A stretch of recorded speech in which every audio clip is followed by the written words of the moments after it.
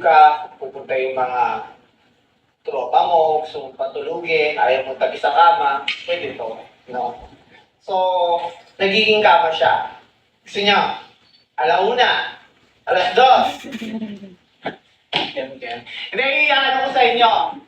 Turo ko sa inyo. Ganyan lang. Yan. Tapos ito, meron dito sa likod.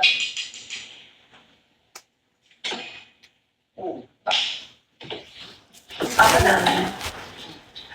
Malambot siya guys, hindi siya matigas yung kung iisipin nyo, alam ko yung mga tanong sa isip nyo. Kung tutungkod to yung mga bakal, tumutungkod sa likod, di ba may mga ganon na mga folding bed? Hindi! Wala, malambot talaga, huwag yung gawa ng issue. Tapos may libre ng unan. So, matutulog ka na lang. Ang height ko guys, 5'7" na. 5'7". Keep it real. May bagyo, dear. So guys, ano pang hinihintay ninyo? I-check out nyo na itong sofa bed na to bago pa ma-check out ng iba. Lamig? Medyo expensive siya guys. Okay lang. Okay lang. Reflex ko to ha. Guys, ito yung nagiging sofa bed. Bonggang-bongga. Kaso nga lang medyo mahalin. Carry nyo? Carry nyo, bibili nyo? O, flex ko na lang, ha? May kasama na siyang unan. Ang dali-dali niya lang i-assemble, guys. So, pag normalan, ganito siya. Diba? So, pwede ito, pang extra bed. Kung magpapatulog ka, pupunta yung mga tropa mo, gusto mong patulugin, ayaw mong tabi sa kama, pwede ito. So, nagiging kama siya. Gusto niya, alauna, alas dos.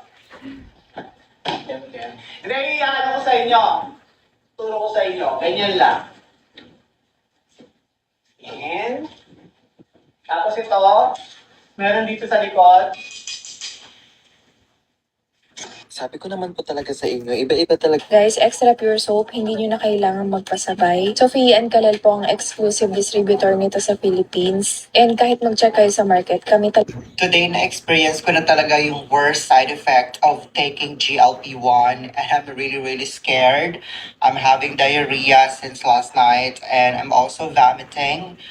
Now, feeling ko one of the factor would be because nagtaas ako ng dosage from 2.5 to 5 mg and to be honest, it's kind of scary kasi ilang beses ako pabalik-balik sa toilet.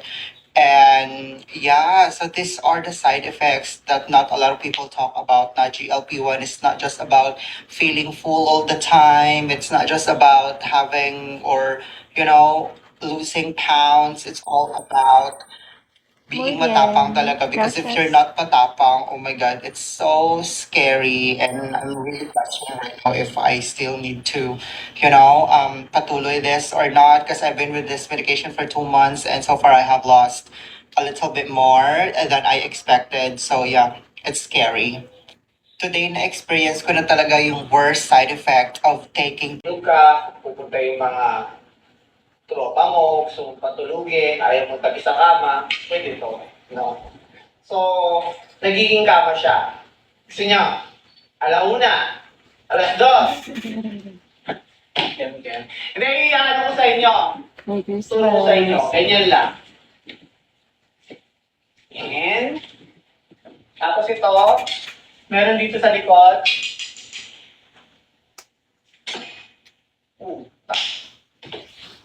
Ako na. Malambot siya guys, hindi siya matigas yung kung iisipin nyo, alam ko yung mga tanong sa isip nyo. Kung tutungkod to yung mga bakal, tumutungkod sa likod, di ba may mga ganon na mga folding bed? Hindi! Wala, malambot talaga, huwag yung gawa ng issue. Tapos may libre ng unan. So, matutulog ka na lang. Ang height ko guys, 5'7" na. 5'7". Keep it real. May bagyo, dear. So guys, ano pang hinihintay ninyo? I-check out nyo na